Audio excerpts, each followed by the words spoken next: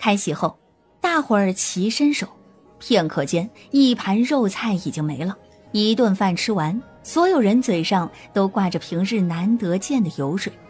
免费吃了人家的宴席，不少人都自觉留下来帮忙收拾。锅碗瓢盆的洗干净后，也都被认了回去。陈婆子是最后走的，全村人20几桌，要不是我看着些，恐怕什么都剩不下了。你们2口子外加2个孩子，也够吃2天的了。这些是乡亲们送的礼，虽然不值几个钱，但也是大伙儿的心意。交代完后，陈婆子又出去跟周应怀说了几句。陈大娘，这段时间辛苦你了，这些你拿回去吃。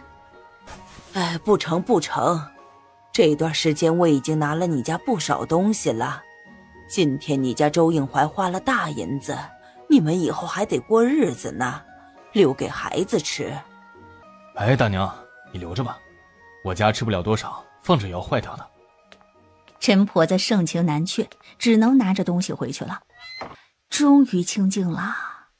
今天家里太忙，她都顾不得跟周应怀多说2句话。现在人家都走了，只剩下他们夫妻2人。你真给我做了狐裘披风。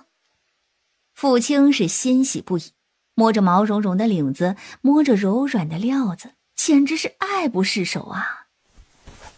这又是花多少钱做的？当真是送给我的？周应怀半句不提银子的事情，只满眼笑意地看着他。喜欢吗？今天人太多，我怕拿出来给弄脏了。这一身狐裘披风正是白色的。我不知道你喜欢闻什么味道的香，就让老板随便拿了一种。我特地问过，这香对你对孩子都没有影响。傅青心里一暖，连说话的声音都软了下来。你不用给我做这个，现在都入夏了，根本用不到这个。入夏后马上就入秋入冬了，正是需要的时候。村里都是泥土，这是白色的，还不得弄脏了？弄脏了就洗，洗不干净就扔了。我再抓只狐狸给你做新的。傅青低着头不说话了。他沉默太久，周应怀把他的脸抬起来，才见他不知怎的已经红了眼眶。怎么了？傅青没出息，眼泪瞬间滴落。周应怀手忙脚乱地帮他擦着眼泪，又怕自己手糙弄疼了他。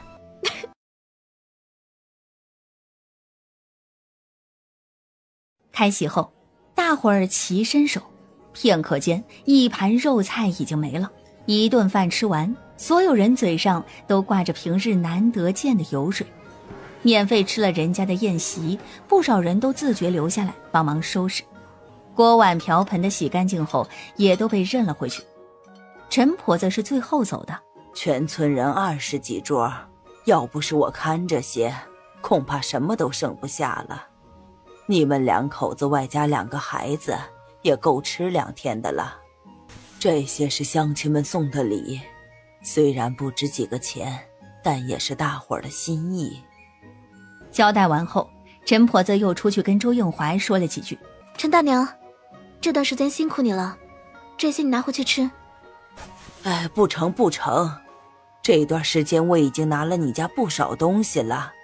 今天你家周应怀花了大银子，你们以后还得过日子呢，留给孩子吃。周应怀把他往回退的动作拦了下来。哎，大娘，你留着吧，我家吃不了多少，放着也要坏掉的。不喜欢？喜欢的。那你哭什么？傅青的唇线紧抿了一瞬。我以前这么对你，你现在还愿意对我好。后来你对我好，对少宇跟玉儿也好，如今你是我的妻，我更要对你好。周应怀不会说什么甜言蜜语，这一番话已经是最重的承诺了。傅青这一辈子都没这么安心过。片刻后，院子里响起了哗哗的水声。天还未亮，周应怀就起来了，拿了工具上山去了。少宇，你今天不用上山了，一会儿我要去地里，你跟玉丫头帮我照看乐安。照顾那个只会哭的奶娃娃。乐安一直找你，哭起来没完没了，我可看不了他。听着像是抱怨的话，却没有一丝不满，甚至都已经自觉地把砍刀放下了。一会儿玉丫头起来，你监督着她读几遍书，回来我要检查的。才开了大门，立马有人跌了进来。嫂子，这是怎么了？来的正是李姓媳妇儿，她捂着肚子，额头全是冷汗。哎呀，不行，先让我去趟茅房。哎呦！邵玉满脸嫌恶，哪有人大清早的来别人家上茅房的？你们家周应怀呢？我家孩子在你们家吃坏肚子了，一晚上又吐又拉的。你们是不是往饭里边加什么东西了？昨天你也来我家帮忙了，饭菜里有没有加东西，不是你更清楚吗？出生那人立马蔫了，可旁边的人又喊了起来：可我们确实是吃了你家的饭才不舒服的，这事儿你又怎么解释？傅青脸色沉下来，冷冷扫过眼前这些人。饭可以乱吃，话不能乱讲。如果这是我家的原因，我可以给大家请大夫，可以负责到底。这些人毫无怯色。怎么不是你们家的原因啊？我们在你家吃过之后就没再开火了。我可是听说你们家买了有病的猪，你承不承认？就是的，要不你家能舍得花这么大价钱买头猪给大伙吃，哪有那么好心的？这么好的猪啊，你家怎么不养着呢？肯定是有病的呀。这些人堵在周家门口，你一言我一句，唾沫星子都恨不得吐到傅青脸上，手指头恨不得戳在他脸上。玉丫头被吵醒，揉着眼睛走出来，邵雨忙把她护在身后，犹豫着要不要过去。过去了他又帮不上什么忙，可不过去他又见不得后娘吃亏。面对众人的指责，傅青只是冷冷一笑。我昨天可亲眼看着了，你们几个人在席上胡吃海塞，吃完了就是坏肚子。他冷眸一一扫过这几个人。平时家里日子过得节俭，猛地吃顿好的，怕不是被油荤腻着了，所以才坏肚子吧。傅青说话还是客气了，这些人昨天饿死鬼投胎一般，恨不得把周家家底都吃干净，自己撑坏了肚子又想赖给他家，想得美。丫头，去挨家挨户的把大伙喊起来。少宇，去请个大夫来，我倒是要看看昨天那20几桌席上到底吃坏了多少人的肚子。两个孩子相视一望，听话地跑出门外。玉丫头年纪虽小，但人却是机灵的，一路跑一路哭喊，声音极大。娘，我肚子疼。傅青伸手拿了门边的扫帚，连地上的灰尘和污秽物一起扬了起来。刚才这些人有多嚣张，这会儿就有多狼狈。我父亲只是坐了个月子，你们就敢欺负到我家门前了？我家好心请你们吃饭，你们反倒是讹上我家了。刚才是谁说我家的饭菜有问题的？你站出来，你跟我再好好说说。哪有人敢站出来呀？陈婆子就是怕傅青吃亏，没想到刚挤进来，哎呀，谁家大清早的掏粪，恶心谁呢？陈大娘，你肚子可有不舒服？陈婆子只觉得傅青问的莫名其妙的，她肚子好好的，怎么会不舒服呢？此时，怎么别人没闹肚子，偏生就你们几个能吃的闹了肚子？老刘头也赶了过来。昨天杀猪时，大伙儿可都是看着呢。那猪力气这么大，喊得这么响亮，像是有病的样子吗？如果真是猪身上带了病，咱们全村人呐都跑不了。李姓媳妇儿从里头跑出来。柳叔啊，你不能一味的偏袒他们家呀。我们确实是吃了昨天的宴席才闹了肚子，如果只是1个2个也就算了，可你看看呀，村里这么多人都不舒服啊。这事儿要是不查，以后这2河村呐，我可不敢待了。不敢待你就走啊。李姓媳妇儿两眼一瞪，刚要回嘴，肚子又叽里咕噜的叫起来。他脸色一变，捂着肚子又赶着上茅房去了。老刘头一时也拿不定主意。傅青冷笑：哼，我已经让少爷请大夫去了，一会儿大夫来诊，若真是我的问题，医治的所有费用我一力承担，如果不是，这笔账又另算。另算就另算，饭是在你家吃的，你肯定要负责到底的，谁也别想跑。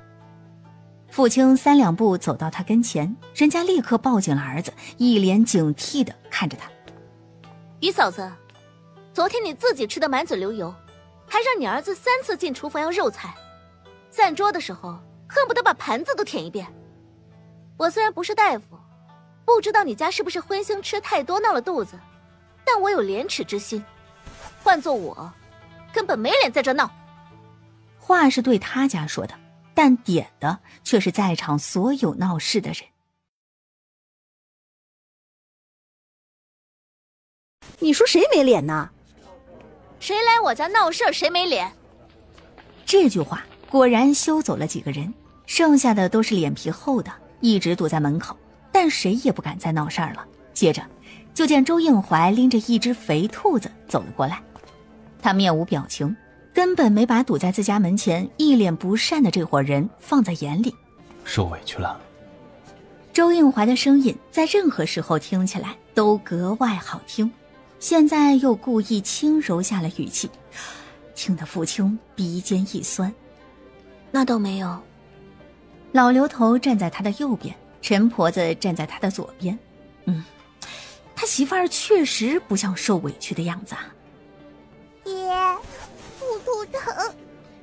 那就等着大夫来吧。刘叔，你坐着，我去给你们做早饭。都这会儿了，你还有心情做早饭？为什么没心情？我心情好着呢。大娘，帮我做饭吧。刘叔，喝茶。看着门口那帮人，老刘头哪里喝得下去啊？你怎么还有心思喝茶？家里的茶具都是乡下最普通最便宜的茶具，茶叶也是最次品的，但在周应怀手里竟喝出了一种贵气。娘，我饿。吃就知道吃，一会儿吃死人了。娘，大夫我请来了。哥，吃饭了，有红烧肉可香了。娘，大夫我请来了。大夫看了一圈，皱眉道：这么多人啊，每个人都要看？腹痛不适的人每个人都要看。那诊金怕是不低呀。无碍，我付得起。大夫见他家桌上的饭菜丰盛，不像是一般乡下人家，便允了这事儿，让大夫挨个的给他们看诊。让孩子先看。大夫啊，你仔细给我儿子看看，他昨天晚上又吐又拉，今天早上都瘦了一圈了，你看这小脸儿一点血色都没有了。大夫啊，我也不舒服，也是又吐又拉整整一晚上呢。大夫抬头看了一眼，这就看完了？结果一连看下来，大夫一句话没说。我说你到底是不是大夫呀？怎么只会看不会说呀？我以前怎么没见过你？不是周少宇随便找个人来冒充的吧？难怪呢，这不明摆了就是跟周应怀家一伙的。他什么都没做，可所有人却都不敢作声了。爹，我肚子又疼了。闭嘴！大夫，诊出什么病症了？脾胃虚弱，饮食不节。都是庄稼人，根本听不懂，个个都只会看着大夫。大夫摇头，说白了就是吃多了，积滞不消化。刚才你也是这么说，原来你们还真是一伙的。这人就是假冒的，根本就不是大夫啊！谁说我不是大夫？刚才谁说我不是大夫？说我骗人的？我可是镇上妙人堂掌柜，每个月5两银子请来医馆坐诊的大夫。你们不信，可以自行去问。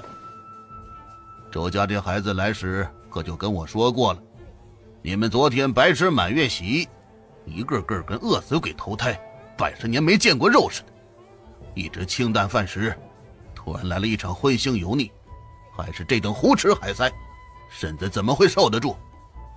吃了人家的饭，现在反想讹人家，你们是真不要脸呐！一番话下来，既然已经看完了诊，又新摆了几样饭菜，留着大夫在家用饭。刚才是谁说我家买了病猪来宴客的？是你？不是，我也是听来的。那是你？哎，可不是我啊，绝对不是我。我今早是第一个来你家的，其实是想通风报信的。这些话我可是一个字都没说啊。慢着，不行，其他人都跑了，我只能从你这问了。你要是不说清楚，今天你休想走。李姓媳妇儿还闹着肚子呢，哪能跟他这么拉扯啊？哎呦，你是死人的，快把他拉开！反正事情是你们闹起来的，今天你要是不说，那你就把诊金给了。这么多人，那得多少银子的诊金了？李姓媳妇儿咬咬牙，说出一个名字：你留在家里，我去一趟。我的银子有些不够了，一会儿你先跟陈大娘跟刘叔借着点。说罢，周应怀径直朝着王大婶家过去了。老刘头气哼哼的：吃的最多的人呐，反而是今天来闹的那些人。哼，真是丢了我们两河村的脸面。陈婆子跟着骂：一顿饭就能把人看清了，以后你家再办喜事就不用请这么多人了，也能省下不少花销。傅青也觉得这算是好事儿，以后这些人就不必来往了。与此同时，张婆子把耳朵仔细地听着外头的动静，谁知外头的动静没听见，倒是又听见屋里王大有摔锅砸盆的动静。他赶紧跑进去，见秀芳站在墙角。好好的，怎么又吵起来了？王大有一声不吭，倒是秀芳见亲娘过来，委屈地哭起来。哭什么哭？现在觉得我没用了？你早就跟我过烦了是吗？我就是个废人，我就是没用，我还不如去死。你说说你跟他吵什么呀？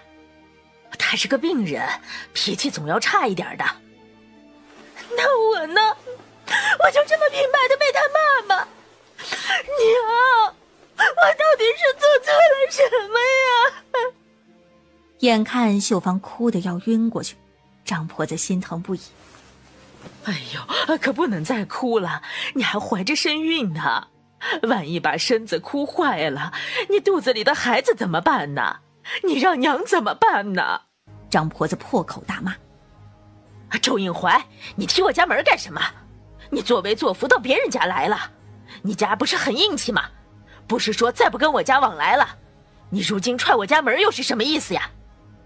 周应怀眼眸森冷：就是你家造谣说我用病猪请烟。闻言，张婆子母女二人脸色大变。张婆子先反应过来，挺起腰的喊道：谁在外头嚼舌根呢？这些天我家可是连门都没开过，这话不可能从我家传出去。对上周应怀那双冷眸，张婆子的气势瞬间萎靡下来。这是我家，你想干什么？让开！秀芳脸色发白。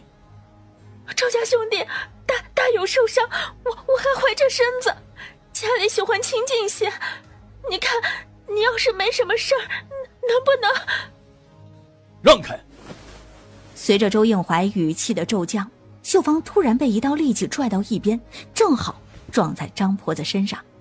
张婆子哎呦的喊着，一边紧张的拉着女儿询问情况，一边还不忘指着屋里大骂：若是我女儿跟肚子里的孩子有个3长2短的，周应怀，你给我等着！光天化日，他还能杀人不成啊？别以为自己赚了2个钱就能当阔爷，杀人一样要偿命的。张婆子的喊叫传进屋里，让本就心慌的王大有在对上周应怀的目光后更加后怕。应怀兄弟，我这是我家的碗吧？红烧肉好吃吗？要么你们搬走，要么今天见血。王大友，你知道我说到做到。王大友知道，他知道周应怀做得出来的。还没等开口，我媳妇心善，不代表就能被人欺负。我周应怀不会对女人动手，所以这笔账我只能找你算了。随着最后一个字音，王大友的腿咔嚓一声，他疼得撕心裂肺。等声音落下，他两眼一翻，晕死了。村里人听见喊声赶过来，还没从张婆子这里听明白，就见周应怀端着一只碗从屋里走出来。这碗是你家的吧？我媳妇给他家送了碗红烧肉，他家忘记还了。一会儿我会去洗干净，再还到你家去。真是你家的碗？昨天周家办事啊，碗筷不够，陈婆子亲自安排的。我家的碗都用来装红烧肉，昨天那些洗干净了，今天碗里还有味儿呢，可香了。哟，张婆子，周家媳妇儿还给你家送肉了？你们两家闹成这样，他还能不计前嫌的给你送肉吃？不对呀，张婆子，你昨天可一直嚷着说他家没叫你，说你不屑吃他家的东西，那人家装红烧肉的碗怎么在你家里啊？我们这些送礼的人想要再添碗猪肉都不让，怎么你家不送礼的还有肉吃呢？哎，回来了，周应怀回来了。既然大伙儿都在，那还劳烦你向大家伙儿解释清楚，说我家用病猪请宴的是你家传出来的。什么？张婆子，这话是从你这里传出来的？张婆子，人家给你肉吃，你怎么还有脸造谣人家用病猪请客？好啊，原来就是你这个搅屎棍呐，闹得大家伙都误会了周应怀，最后落得我们里外不是人。这不是昨天装红烧肉的碗吗？你是从哪儿捡回来的？张婆子家。陈婆子以为自己听错了。谁家？是我端过去的。你给他家吃什么肉？人家都不领你这份心。是王大嫂奏的谣吗？不是，是张婆子家。你说谁？张婆子？好他个姓张的，吃了你家的肉还编排你家的坏话，他的良心被狗吃了，我找他算账去。周应怀侧身让他过去，傅青也没拦着，他一字未说，只是低着头，垂在两侧的双手紧握成拳。他好心给人家送肉，人家反过来造谣诬陷，怎么会有嘴脸这么丑恶的人？以后不要随便对人掏心掏肺，若是再碰见这样的白眼狼，我不在身边，你得受多少委屈？傅青只是气在心头，这会儿听了他这一句话，心头越发不是滋味。我没想到他们竟然……傻不傻？世间这么大，什么妖魔鬼怪都有，你想不到的事情还多着呢。你们是不知道，我在两河村半辈子了，从没见过张婆子脸这么难看过。要是有条地缝，她肯定要钻进去的。笑过之后，陈婆子又正了脸色。他家那个姑爷王大友，怕是觉得这件事丢脸，硬说要离开两河村，逼着秀芳跟他一起回去。这会儿正闹着呢。傅青下意识地看了眼周应怀，他面上什么都看不出来，只是唇线抿得更紧了一些。如果是我也没脸待在这里了。张婆子脸厚着呢，哪这么容易搬走？看过大夫，也找出了造谣的人后，闹事者其中几个懂得人情的亲自上门赔礼道歉，一些人脸皮厚，当作什么都没有发生，一些实在没脸的见着傅青跟周应怀远远绕着走。唯独张婆子见了傅青，两只眼睛恨不得要瞪出眼眶。傅青视而不见，扛着锄头径直走过，压根没看他一眼。周应怀去了我家一趟，也不知道跟王大友说了什么，不仅伤势恶化，王大友更是整夜的做噩梦，吵着闹着说要搬家。你自己也是有过身孕的，我家秀芳现在大着肚子，被这帮人气得动了胎气，你竟一句也不问问，你还有没有良心了？张婆子脸色铁青，脏话已经到了嘴边，又想起周应怀那张脸，只得又把这些脏话咽回肚子里。要不是你家……张大娘，你这是要跟我算账吗？算账？行，那我们就来算算账。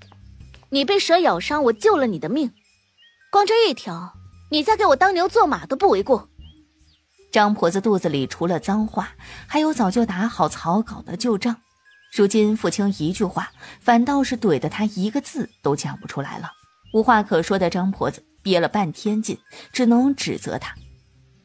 这2天村里所有人都孤立我家，你说这事儿是不是你带头的？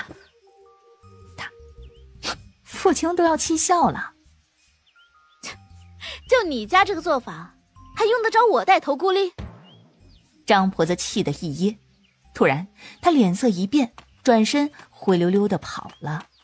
父亲回头一看，是周应怀跟少宇从镇上回来了。怎么了？他又找你麻烦了？周应怀面色微沉，目光一直望着张婆子离开的方向。父亲知道他担心，反笑道：我像是被他欺负的样子？看起来倒像是张婆子被欺负了。要去地里啊？你回家吧，地里的活儿交给我。你们才从镇上来，先回家歇歇吧。父亲要去拿锄头，你先把东西送回去。我出门时乐安刚睡着，如果醒了你再来喊我。另外玉丫头今天还没读书，你去盯着她，把书都读了。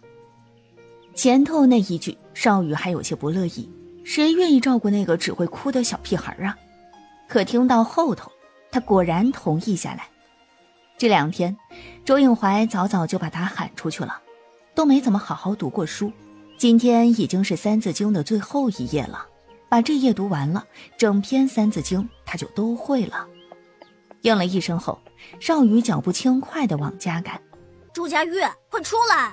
小声点，一会儿妹妹该醒了。这都是给你的。哇，这是娘给我买的吗？去拿书来，娘让我看着你读书。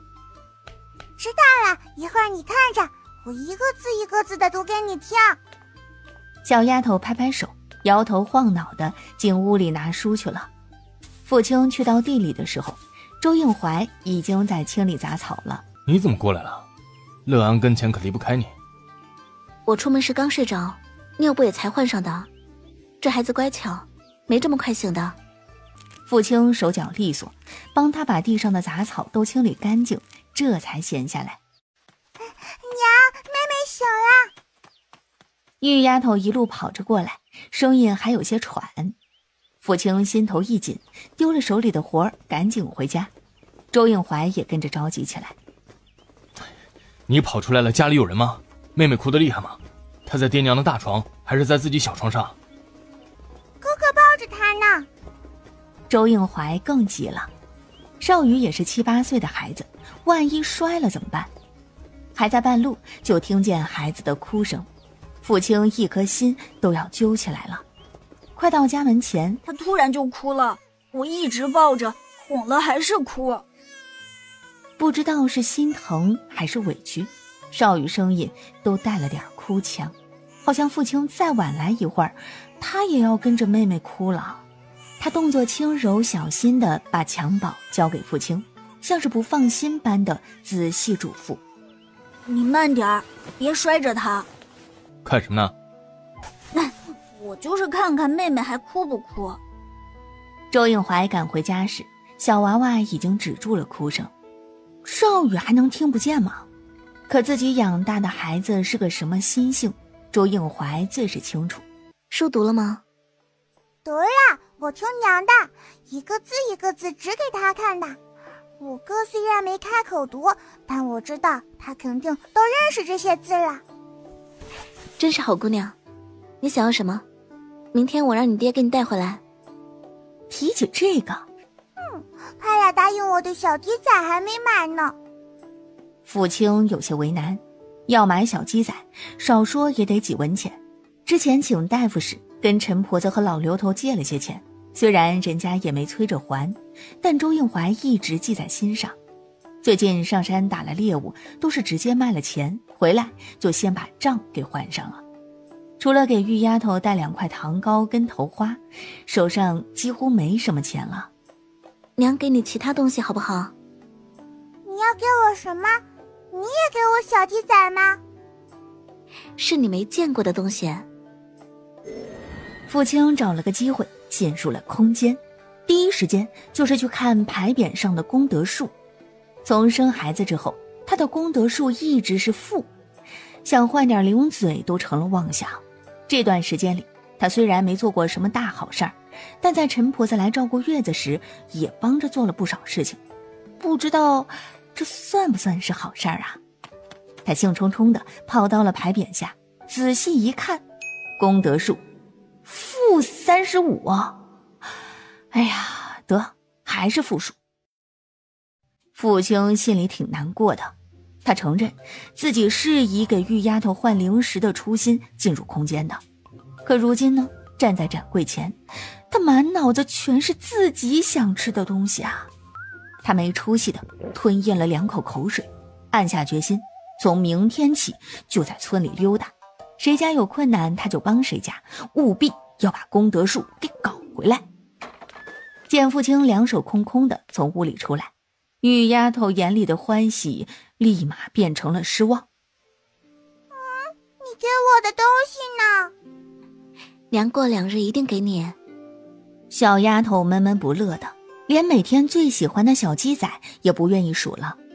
父亲愧疚极了，只能又哄她道：一会儿娘给你做好吃的，行不行？玉丫头虽然不高兴，但是她从不会轻易发脾气，依旧是乖乖点了头。她心疼地摸了摸小丫头的脑袋。放心，娘答应过你的东西一定会给你。周应怀跟少宇很快就从地里回来了，两人手里各抱着一捆青菜，正是之前父亲种在地里的那些。叶子都要黄了，我就给收回来了。菜太多，顺便给春生家和陈大娘家送了一点。父亲点头，又继续忙活着手上的活儿。少宇带着玉丫头跟春生、乘凉一块玩去了。周应先去屋里看了看孩子。啊，你这是做的什么东西啊？布偶娃娃，小羊。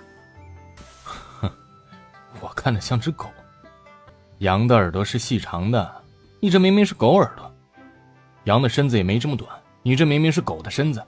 羊的尾巴也不这样。还有啊，你这眼睛一大一小。不做了。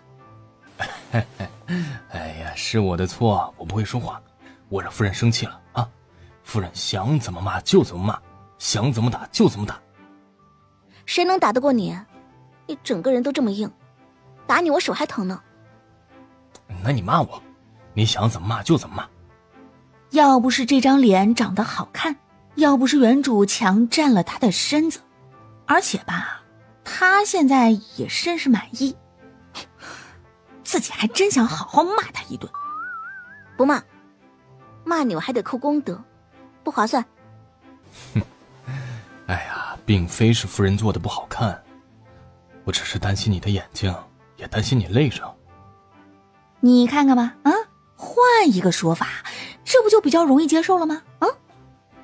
父亲嗔了周应怀一眼。谁是你夫人？又不是大户人家，让大家伙听见要笑话我的。不行，我答应了玉丫头给她送礼物，现在家里手头不宽裕，我便想着给她做一个。父亲看着手里这丑不拉几的玩意儿，说实话吧，他自己也一样嫌弃，可他的能力就摆在这儿，实在是没辙了。这是给月儿的，我以为是哄乐安的。乐安才多大，他能玩什么？玉丫头不是属羊吗？我就想着给她做个小羊玩。不见周应怀开口，父亲抬眼，正好对上他眼底未来得及藏起来的忧伤。他心里咯噔一下，连想说的话都给忘了。没事，只要是你做的，月儿都会喜欢。昨天周应怀上山砍了一些柴火，一直在院子里放着。这会儿见他也不说话，周应怀便起身去把柴火都堆起来。周应怀，少宇跟玉丫头的生母是个什么样的人？周应怀手上动作一顿，都是白骨一堆的人了，还问这个干什么？他生下玉儿就去了，就连少宇也没什么印象。以后你莫要在他们面前提起这些。心里头好像是堵了块石头，压得父亲喘不过气。乐安这会儿醒着，小眼睛一直盯着他看。好，乐安，你说我现在该怎么办？才刚吃了没一会儿，现在又饿了。再这么下去，娘怕1-2个月以后就不够你喝的了。到时候你可别哭啊。这还没到1-2个月后呢。当天夜里，乐安就一直哼哼，哼哼到不满意就大哭起来。这么小的孩子又不会说话，根本不知道究竟是哪里不舒服。是不是着凉了？他这么小，能不能吃药？要不要请大夫？妹妹是不是冷？我的被子给妹妹盖。现在黑灯瞎火的，不好请大夫，要不你先去请陈大娘过来看看。周应怀刚应声，正推开房门时，乐安就不哭了。大概是一个人睡小床有些冷，要不以后孩子就跟我们睡吧。来，让我来抱着，你先睡一会儿。快，给我！周应怀今天还真就不信这个邪了。你睡你的，孩子我来哄。他想起来了。周应怀，怎么了？不舒服？好像是我的错。好好的，你错什么了？我好像给孩子养了个不好的习惯。于是周应怀几乎是抱着孩子摇了一晚上，父亲才得以好好睡。翌日清早，父亲才把孩子接过来。周应怀出去洗了把脸，又要上山去了。你熬了一晚上，今天就不用上山了吧？我今天再去一趟，刘叔的钱就能还清了。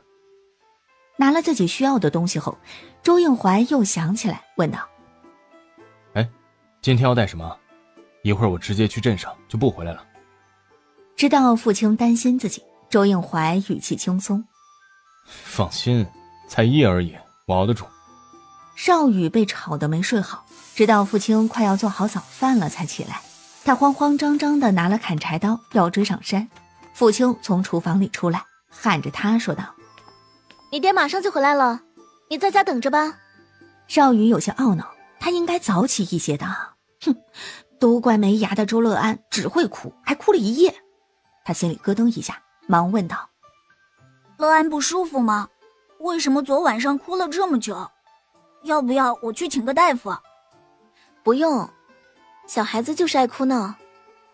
可是玉儿小时候没这么哭过。父亲实在是惭愧，在周应怀面前，原身对2个孩子是好的，可只要周应怀不在，他根本不愿意管这2个孩子。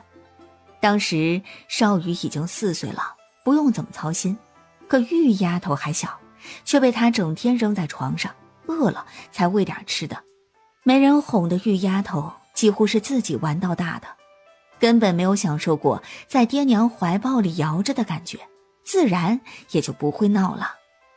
想到这些，父亲越发觉得亏欠了玉丫头。正好玉丫头起床，站在门口迷迷糊糊地揉着眼睛，可爱的不行。我们玉丫头就是漂亮。好看吗？娘夸我好看呢。少宇被他烦得不行，连声敷衍着：好看好看，天底下就属你最好看。不知道周应怀什么时候能回来，父亲便招呼着2个孩子先吃早餐，自己才刚坐下，乐安又哭起来。他只得赶紧去屋里抱着孩子哄：妹妹生病了吗？为什么总哭？这样的话，玉丫头以前是绝对不敢说的。如今后娘对他们越来越好，玉丫头的胆子也逐渐大了起来。再说了，她也是真的担心妹妹啊。没事，你快去吃饭。玉丫头乖巧地离开，父亲才把乐安哄乖了。门外便传来一阵热闹。没想到有人突然冲了进来。哎呀，周家媳妇儿啊，李兴媳妇儿跟秀芳干起来了。真没想到啊，这辈子还能看见秀芳泼妇的一面，真是开了眼了。我知道你跟秀芳不对付，特地来喊你看热闹的，你到底去不去啊？傅青摇头，嘴角挂着得体的笑，对方甩了甩袖子。哎呀，你这人可真没意思。说罢，人家滴溜地跑着看热闹去了。傅青小跑到门边，就这么站在门口看着远处的热闹。他不是不想看热闹，而是家里有个小的，他总不好抱着个奶娃娃去凑这种热闹吧。远处闹成一团，就算是站在家门前也能听见争吵声。颓丧着进了屋，等奶完了娃再出来，热闹已经散场了。哎呀，可惜没看成啊。少宇跟玉丫头回来，娘，秀芳姨竟然会骂人。傅青真的是太好奇了，李家媳妇儿到底说了什么，能把秀芳逼得骂脏话呢？她骂什么了？快说来听听。少宇还来不及阻止，玉丫头已经骂了一连串的脏话。周佳悦，你想干什么？你干什么打孩子？他不敬你，居然出言不逊，你那些话都是从哪儿学来的？最后一个字音刚说完，他又冷睨着少宇。周少宇，是你教的？不是我，真不是我。玉丫头被吓得大哭，那些话太脏了。周应怀确实生气了，见他还想要动手，傅青只得挡在前头。周应怀，你敢！这么几个月的相处，傅青越来越清楚周应怀的脾气。对于少宇和玉丫头的教育问题上，周应怀从不手软。玉丫头这么小，她再打下去，把人打坏了怎么办？你这当爹的怎么回事？事情都没问清楚你就敢打人？爹，那些话不是妹妹说的。周应怀只得先沉住气，听父亲把事情的原委都说了一遍。我女儿自小乖巧，从不会说这样的话，更不敢对我这么说。你要是再敢不分青红皂白的动手，我跟你没完。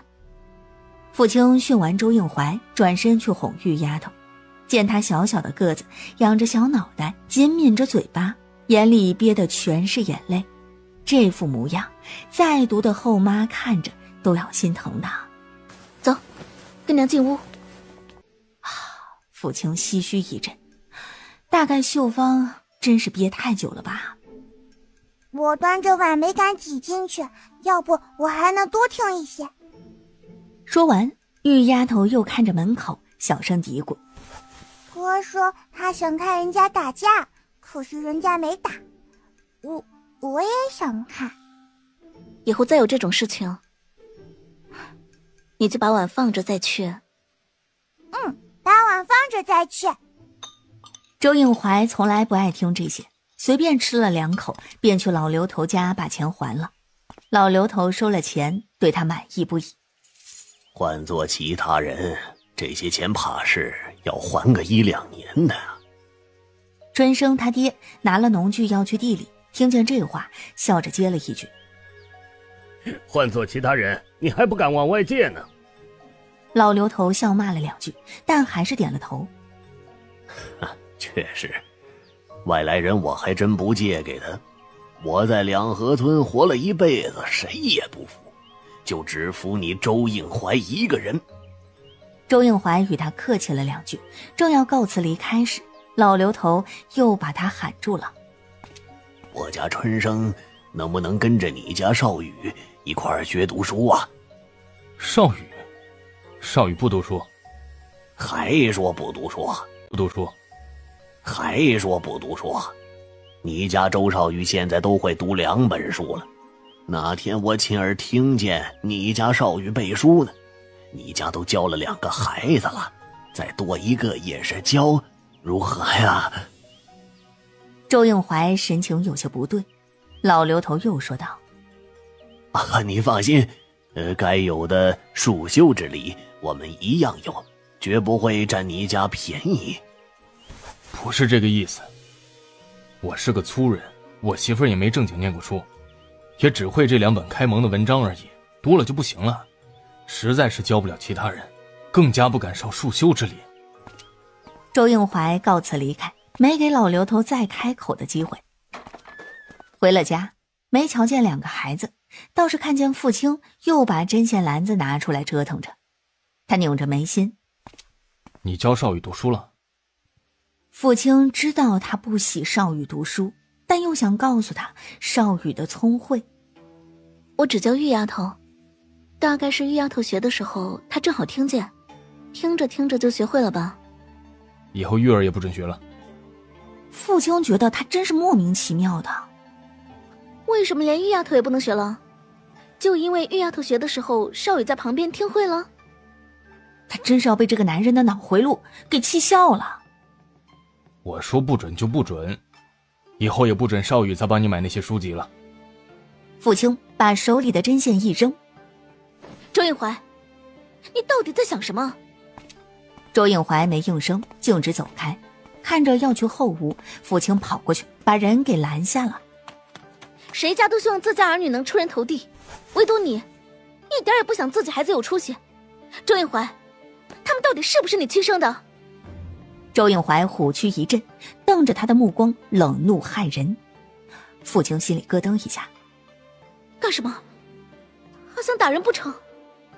那些话以后不准再说，再让我听见，我饶不了你。周应怀沉脸冷言，不是威胁，而是提前告知。父亲恼了：我哪里说错了？少宇聪明，也想读书，要不他能在旁边看着就能学得会？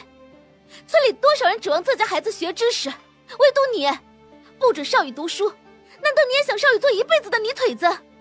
少宇跟玉丫头都生得这般聪明漂亮，想必生母也是极为优秀的人。若是他还在世，一定也希望自己孩子是人中龙凤，能够做出一番成就，而不是你这样让他们一辈子没出息。娘！门口处响起了一声怯懦声，父亲转身见2个孩子不知道在那里站了多久了。他记得周应怀交代过，不准2个孩子在面前提起生母，便把火气压了下去，拿起院子里的锄头，喊着2个孩子出了门。玉丫头倒是乖巧，由他牵着，一声不吭，乖乖地跟着他走。少宇杵在门口，神情落寞，不知道在想什么。儿子，来。父亲把锄头递到他手里，便空出一只手来，拉着他就走了。他一左一右地拉着2个孩子，去了地里又不干活，3人就这么坐在田埂上，谁也没说话。玉丫头到底年纪小，没憋得住。娘，你不要跟爹爹吵架。没吵架，我单纯骂他。玉丫头扁了下嘴巴，要哭又不敢哭。你不要骂爹爹，你骂我吧。父亲瞪过去。周少宇，你想读书吗？如果你想，我教你。我教不好，我可以送你去镇上学堂。如果你不想，那我以后再也不提这个事儿了。他依旧没有说话，保持着这个姿势，没有只字片语。周少宇，你哑巴了？父亲声音猛地扬起来，不远处正在干农活的好几家人都直起身子往这边看过来。你到底想不想？少宇始终一言不发，父亲被气得不行。那就别学了，都别学了，我现在就回去把书烧了。玉丫头没敢吱声，嘴角的笑意却压不住了。她早就不想读书了，烧了才好呢。父亲作势要走，少宇猛地抬起头来。我想学。闻言，他顿住了脚步，转头看着已经跟着自己站起身来的少宇。你想清楚了？我想清楚了，我想学。父亲唇角抿起笑来。娘。玉丫头拽了拽父亲的衣角，父亲没好气地让开。刚才说要烧书的时候，我看见你偷笑了。小丫头睁着眼睛说瞎话。我没有。你不想学，以后不用学了。玉丫头满是委屈，又拽了拽她的衣角。娘，爹来了，抱着妹妹来了。父亲抬起头，还没看见人影，倒是先听见孩子的哭声了。当娘的最听不得这个，难怪刚才胸前就胀得难受，原来是乐安又饿了。周应怀脚步匆匆赶过来，把乐安交到他手里。乐安才闻到娘亲的味道，立马止住了哭声，小嘴巴一张一合，就是在找吃的。父亲抱着孩子走到远处，找了个地方坐下，转头一看，周应怀把少宇叫到了一边，不知道在说什么。距离隔得太远，他又在喂哄孩子，根本听不见他们在说什么。玉丫头怯怯地站在两边中间，左边是护着她，但现在又在奶妹妹的后娘，右边是早上才揍过自己的亲爹。最后思量一番，她选择了留在原地。不知道周应怀说了什么，少宇突然喊了起来，担心父子俩发生冲突，父亲先断了乐安的饭，抱着乐安赶过去。他走得太急，又抱着孩子，没仔细看路，差点没摔下田埂。周应怀脸色一变，身形一闪，来到他身边，搀稳住他，又看着被他紧紧抱着的懵懂不安的乐安，终究是妥协下来。少宇想学就让他学吧，你堂堂正正的教，不用再拿玉丫头做幌子了。父亲这下才明白，周应怀打从让少宇帮着买启蒙书时，就已经知道他的小心思了。只是既然当时就知道，为什么不阻止？现在少宇学成了才站出来反对呢？这简直是有毛病吧！跟在身后的少宇顿时高兴起来，他以后再也不用偷偷跟着学了，他可以光明正大的学了。周应怀睨了眼少宇，少宇果然收敛几分，他又重新的看向父亲，沉声道：只是你再与我置气，也不能不管乐安，乐安还小，离不得娘。父亲满是惭愧，他没丢下乐安不管，只是当时太气了，没想太多就出了门。看着怀里眼角还挂着泪珠的乐安，摸了摸孩子的小脸，父亲是心疼不已。是娘的错，娘以后去哪儿都带着你。周应怀眉心皱起，这女人是什么意思啊？以后还想离家出走，带着孩子一起走？不行，绝对不行！只要活儿干得好，媳妇儿那是跑不了。突然开窍的他走回去，拾起地上的锄头。少宇见了也在后头帮着。玉丫头有样学样，跟着哥哥一起干。等忙活完，一家子往回走的时候，有人远远地喊住了周应怀。哎，过日子嘛，都有个磕碰。不过夫妻床头吵架床尾和，多忍让呗。你又是男人，更要体谅一些。你媳妇儿在鬼门关前走一遭，如今还带着3个孩子，都是女人，知道她的难处。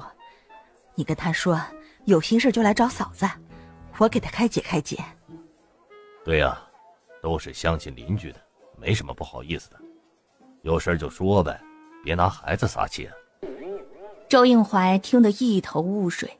回家后，父亲就问人家找他干什么，他半天没琢磨明白，只摇摇头说不知道。不过短短时间，他们就都知道了，不光是他们，就连全村人都知道了。真的假的？平日里看他对2个孩子挺好的，怎么说不要就不要了？哎呀，那2个算什么呀？他自己生的都不要了。真的假的？自己生的都不要了？我亲眼看见的还能有假？要不是周应怀抱着来找，这女人骂完2个孩子怕是要跑了。跑去哪儿啊？我说你这人这么能干，你怎么不去茶馆里找个先生说书的伙计去？能跑哪儿去呀？肯定是跑出2河村，跑去找别的男人呢。可是周应怀这么有本事，家里条件这么好了，他真舍得跑啊？陈婆子再也听不下去，把手里那半桶水拎回家后，气冲冲地来到了周家。后边那些话她是一句不信，但是不要孩子这种事情，她觉得傅青是干得出来的。丫头，你那个后娘呢？玉丫头坐在小凳子上逗着鸡玩，顺着话指了指厨房。傅青听见声音出来看，热情地跟她打了招呼。陈大娘，饭菜马上做好了，你留这吃吧。陈婆子不绕弯子，直接说道：我说周家媳妇儿，日子没什么过不去的，可有孩子跟没孩子是天差地别的事儿。你现在年纪轻不懂，等你到了我这个年纪就知道了。陈大娘，你说什么呢？陈婆子气得直拍大腿。你跟周应怀吵架，要把3个孩子扔了。傅青一头雾水，他什么时候要扔孩子了？还是3个？周应怀正好从屋后出来，听见这话也是愣了一下。看两人神情，陈婆子心里咯噔一下。你们没吵架？傅青跟周应怀相互对视一望，吵是吵了，可是关孩子什么事儿啊？陈婆子啧啧2声，把刚才自己去打水时听来的那些话都说了一遍。周应怀面色冷沉，傅青则是笑弯了腰。笑，你还笑得出来？要不是你以前做了那么多错事，人家也不至于因为1、2句话就说你不要孩子了。这下傅青是真的笑不出来了，说罢又指着周应怀骂道：还有你媳妇儿刚出月子，你总气她干什么？有什么话不能好好讲的，非要闹出门叫人看笑话？你们俩日子还长着呢，再不收收脾气，以后有你受的了。我脾气怎么了？在这个家里，我算是脾气最稳定的人了。陈婆子心疼得紧，玉丫头听着她对爹娘的数落，小声在她耳边说了一句：什么？你爹竟然敢打你？我说周应怀，你一个猎户力气那么大，玉丫头才这么一小点，你敢打？玉丫头可是我老婆子看着长大的，你再敢打她一下，老婆子我跟你拼命！好，小年纪学会告状了。一会儿被自己媳妇儿骂，一会儿又被陈婆子骂，他堂堂男子汉大丈夫，偏偏在这会儿被骂得不敢抬嘴了，简直丢人呐！少宇跟春生、程良几个人去河边抓鱼回来，半道上就被2个汉子拦下了。周少宇，你那个后娘真不要你了？要不你上我家去，你教我儿子读书，我给你一口饭吃，怎么样？去我家，他家儿子才4岁，话都还没说明白呢，读什么书啊？我儿子跟你年纪相当，你俩还能玩到一块去。去我家。啊，你后娘不要你了？别瞎说。他什么时候说不要我了？少宇皱眉不悦，抿紧唇线的神情像极了周应怀。2位叔伯，没凭没据的话可不能乱讲，我爹会生气的。有人不高兴了。哎，怎么是乱讲？村里都传遍了，有人亲耳听见他在田里骂你呢。另外一人帮腔道：可不是，为了骂你，连自己生的闺女都不要了。闺女都是赔钱货，以后就是泼出去的水，他才不想养呢。你娘也是女人，那她也是赔钱货了。嘿，小兔崽子，你敢骂人是吧？春生、程良拉着少宇赶紧跑了。一个孩子可当不得真。嘿，他敢骂我娘，老子今天非得把他打死才算。行了，他爹可是周应怀。一句话，对方的气势立马蔫下来。周应怀呀，那他可打不过。3个孩子早跑远了，程良偷看着少宇的脸色，小心地问道：你那个娘人不是挺好的吗？怎么突然不要你了？你还说？少宇都说了没这回事儿。再多嘴，我以后不带你抓鱼了。哎呀，宇哥，不行，你得带我抓鱼。宇哥，你妹妹还是我娘接生的呢，咱俩天下第一最好，你得带我抓鱼。宇哥。少宇回家时，陈婆子还在，见他回来，笑眯眯的招手让他过去。听说你爹同意你读书了，好，以后咱们村里又多了一个能识文断字有出息的人。说罢，陈婆子从身上摸出了2文钱。喏，去买些纸，好好练字，好好读书。把2文钱塞到了他手里。拿着，你也算是我看着长大的，若是将来有出息，当着人前喊我一声奶奶，老婆子也有面子。少宇知道这2文钱是还不过去了，便脆生生地喊了一声奶奶。玉丫头有样学样，也甜甜地喊了一声。陈婆子是喜笑颜开，可惜自己身上没有带多余的钱，要不然也舍得给玉丫头一文的。小丫头不见好处，不甘心的又喊了好几声，一声比一声甜，一声比一声糯，喊得陈婆子心里都淌出蜜了。周应怀弯下了唇角，冲着少宇点了点下巴。少宇会意，将拎着的那条鱼送给陈婆子。一开始陈婆子说什么都不要，直到少宇又喊了一声奶奶，陈婆子才高高兴兴地接了。小丫头垂头丧气，不明白陈婆子为什么不给她。